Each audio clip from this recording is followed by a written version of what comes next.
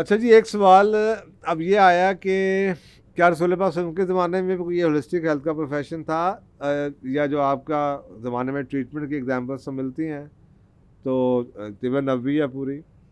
देखिए, हम अक्सर का एक गलती खा जाते हैं, और गलती ये खाते हैं कि जब हदीस में फ़र्ज़ करें, एक छोटी सी एग्जांपल दे दीजिए, रसूल पाक सल्लल्लाहु अलैहि वसल्लम के पास कोई साहबी आया, उन्होंने पूछा, या रसूल अल्लाह, मेरा ये मसला है, आप मुझे बताएं। आपने कहा तुम ये करो, ये ठीक हो जाएगा। अच्छा, आपके ख्याल में, मैं ऐसे एग्जांपल आपको समझाने के लिए दे रहा हूँ, इस तरह के सैकड़ों वाक़यात हैं। आप समझते हैं कि मैं भी सिर्फ़ वो करूँगा जो रसूल पाक सल्लल्लाहु अलैहि वसल्लम ने कहा, तो बस मेरा ठीक हो जाएगा।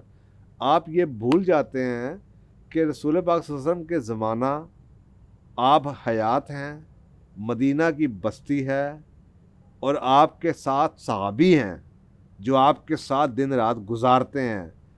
आप ये एक्सपेक्ट नहीं कर सकते कि वो इस्लाम की और बेबुनियादी हकूकुल इबाद की कोई बेसिक वायलेशन नहीं होती होगी।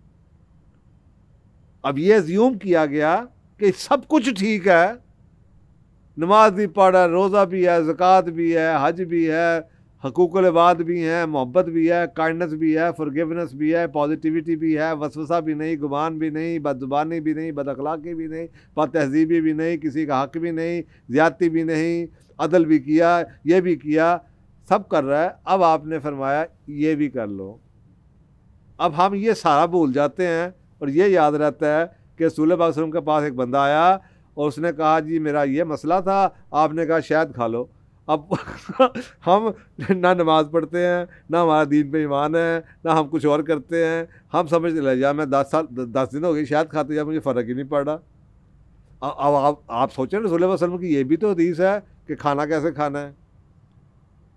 अब और उस ज़माने में ये तो हदीस, उस ज़माने में मदीना के अंदर मैकडोनल्ड्स और हार्डीज तो या केएफसी तो है नहीं था, ना ही ब्रायलर चिकन मिलता था, ना ही नेस्ले की जनाब पानी की बोतल मिलती थी। अब आप लोग रह पाकिस्तान में रहे हैं, सामने आपके टीवी के लगा हुआ है, डांस गाना हो रहा है, आवाज़ आ नहीं रही, खाना आप जो सा गंदबला खा रहे हैं, पता नहीं क्या खा रहे हैं, आगे वो हलाल भी है कि नहीं है, और अगर हलाल है तो पता नहीं आगे से क्या है। और आप कह रहे हैं जी मैं सब कुछ गंदबला करने के बाद शहद खाना है, मैंने तो फ़र्क नहीं पाया। ये एक इशू है। तो ये एक जो मसला आता है, वो अगर आप समझ लें तो रसूल पाक सल्लल्लाहु अलैहि वसल्लम के ज़माने में मेरा ख्याल है होलिस्टिक हेल्थ ही था, क्योंकि पूरा दीन ही होलिस्टिक हेल्थ है। आज साइंस ये बात प्रूव करती है कि इस पे इंशाल्लाह कभी सवाल आएगा तो बात डिटेल में करेंगे। मसलन अल्लाह ताला कहता है, अगर तुम चाहते हो कि मैं तुम्हें माफ़ करूं तो तुम भी माफ़ करो। मैंने इस पे तहकीक की है, इतनी रिसर्च एम्पिरिकल एविडेंस मौजूद है कि फॉरगिवनेस से बॉडी हील होती है।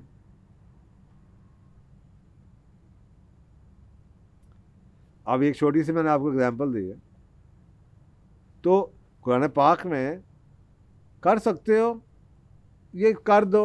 हाँ, खुतबे में आप एक आयत पढ़ते हैं, इन्नल्लाह यअमुरु बिल अदल वल इहसान व ईताई ज़िल कुर्बा। ये 3 हुक्म दिए गए, 3 डूज हैं, और 3 डूज बताए जा रहे हैं। अब ये पूरा दीन है, ये पूरी हेल्थ है। अदल करोगे, अदल क्या है? ये नहीं कि आपको जनाब आप करने मैं कि अदल करना है जी, मैं केड़ा जज बन गया। और भाईजान, अदल के मानी हैं किसी चीज़ को, किसी शख्स को उसका ड्यू मकाम देना, ड्यू उसका हक देना। अब ये पूरी की पूरी ज़िंदगी गुजर जाएगी आपको ये अदल करते हुए। आपके जानवर हैं, मुलाजिम हैं, बीवी है, माँ बाप हैं, रिश्तेदार हैं, हमसाए हैं, गवर्नमेंट है, हुक्मरान हैं, उस्ताद है, बॉस है, वक्त है, हर एक का हक अदा करना। वाले एहसान, और अल्लाह कहता है और एहसान करते रहना। वाई ताई ज़िल कुर्बा, और रिश्तेदारों को देते रहना। ये 3 डूज हो गए। डोंट्स वयनहा अनिल फाहशाए वल मुनकर वल बग। फाहशा, फोहशा, ये आप क्या करते हैं? ये आपके आगे पीछे television, neon sign, billboards, फजूलियात, व्हाट्सएप, पोर्नोग्राफी, अल्लाह तो आपको मना कर रहा है फोहशा से, मुनकर से और बग से, बगावत से, अल्लाह के अहकामात की नाफरमानी करने से। तो ये 3 डोंट्स, ये ना करना। अब फर्ज करें एक आदमी ये 6 चीज़ें पूरी कर रहा है, जो डूज हैं वो कर रहा है और जो डोंट्स हैं उनसे बच रहा है। तो ये जो 6 चीज़ें हैं, ये समझ लें यही होलिस्टिक हेल्थ है।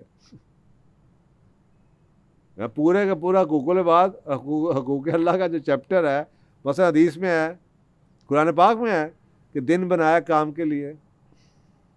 एक बंदा 11 बजे तक सोया रहता है। अब ये तो मेरा और आपका काम है ना, सोचना और रिसर्च करना कि इसका हुक्म क्या है। अब आपको मैं इस वक्त क्या एक नया सब्जेक्ट खोल के बैठ जाऊं कि आपको पता है कि सुबह एक ऐसा हार्मोन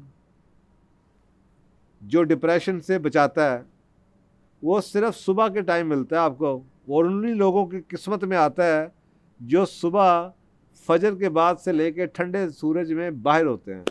तो आधी कौम तो जनाब उस 10 बजे तक सो रही होती है। तो फिर आप कहते हैं डिप्रेशन क्यों है? फिर आपको ये नज़र नहीं आता, इस पर बात करेंगे आगे चलेगा। मैं सिर्फ आपको टीजर दे रहा हूँ इस वक्त कि भाई ये जो दीन है यही होलिस्टिक बनाने वाला रब है। तो इस गाड़ी को चलाने का सही तरीका भी रब ने दिया था, होलिस्टिक। तो अगर रब की किताब से, कुरान से नहीं चाहिए, लेकिन तो फिर कवानीने कुदरत, तो जो लोग कवानीने कुदरत के मुताबिक समझ के आपको हील करने की कोशिश करेंगे कि आपकी बॉडी किस चीज़ में बेहतर, किस हालात में, किस माहौल में काम करती है, और अगर सही काम नहीं कर रही तो आपके माहौल और हालात और लोगों में क्या मसला होगा, उसको हम होलिस्टिक हेल्थ का प्रोफेशनल कहते हैं, टेक्निकली स्पीकिंग। तो अब ये इतनी सी बात है। तो इसलिए इट इज़ वेरी मच, ये इस्लाम है दिस इज इस्लाम। आप अंडरस्टैंड करेंगे तो दिस इज इस्लाम। ये आप सोचें, इस पर भी स्टडीज़ अवेलेबल हैं। जो लोग ज़मीन के साथ सजदा करते हैं, दुनिया के हर मज़हब के लोग करते हैं किसी ना किसी तरीके से, इसके क्या फ़ायदे हैं? मिट्टी के साथ ताल्लुक़ है, उसका क्या फ़ायदे हैं? सूरज के क्या फ़ायदे हैं? जल्दी सोने के क्या फ़ायदे हैं? ताल्लुकात अच्छे होने के क्या फ़ायदे हैं? लड़ाई झगड़े से क्या होता है? दूसरी तरफ ये भी नुकसानात भी अवेलेबल हैं हमारे पास साइंस के ऊपर, और इसके साथ जिस्म के ऊपर क्या है। तो ये मेरा ख्याल है कि थोड़ी सी क्लैरिटी चाहिए। जब ये प्रोफेशन, आज जैसे मैं बताया कि ये नया है, अभी इसका कोई करिकुलम नहीं बना, और अब तो कॉन्फ्रेंसेस होनी शुरू हुई हैं।